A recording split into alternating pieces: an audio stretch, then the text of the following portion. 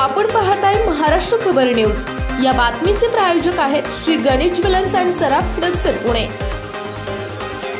लातूर शहरातून एक खळबळजनक बातमी समोर आली आहे। यामध्ये शहरातील एका नामांकित वसतिगृहामध्ये 13 वर्षाच्या विद्यार्थ्याने आत्महत्या केल्याची घटना घडली। या घटनेमुळे वसतिगृहास शहरामध्ये एकच खळबळ उडाली आहे। हाती आलेल्या माहितीनुसार 4 दिवसापूर्वी हा विद्यार्थी हॉस्टेलमधून पळून गेला होता। त्यानंतर त्याचा शोध घेत सोमवारी सकाळी त्याला हॉस्टेलमध्ये वापस आणण्यात आलं होतं। परिणामी हाच राग मनात धरून या विद्यार्थ्याने हॉस्टेलच्या बाथरूममध्ये गळफास घेत आत्महत्या केल्याची घटना घडली आहे, अशी प्राथमिक माहिती समोर आली। मात्र मृतकाच्या नातेवाईकांनी ही घटना आत्महत्या नसून घातपाताचा डाव असल्याचा आरोप त्यांनी केला आहे। ही आत्महत्या नसून खूनच असल्याबाबत नातेवाईकांनी आरोप करत चौकशीची मागणी केली।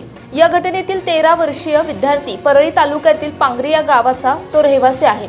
त्याच्या आई-वडिलांनी त्याच्या शिक्षणासाठी त्याला लातूरच्या एका स्कूलमध्ये दाखल केलं होतं आणि शाळेच्या हॉस्टेलमध्येच तो राहत होता।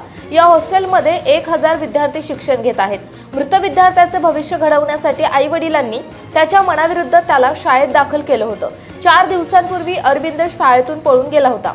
सोमवारी सकाळी मृत विद्यार्थ्याच्या घरच्यांनी त्याला हॉस्टेलमध्ये वापस आणलं।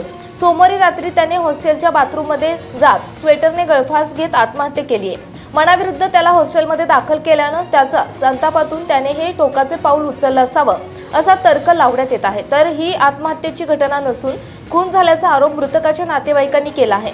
सध्या या प्रकरणाचा अधिक तपास पोलीस करतायत। आपण पाहताय महाराष्ट्र खबर न्यूज। या बातमीचे प्रायोजक आहेत श्री गणेश ज्वेलर्स अँड सराफ दक्षिण पुणे।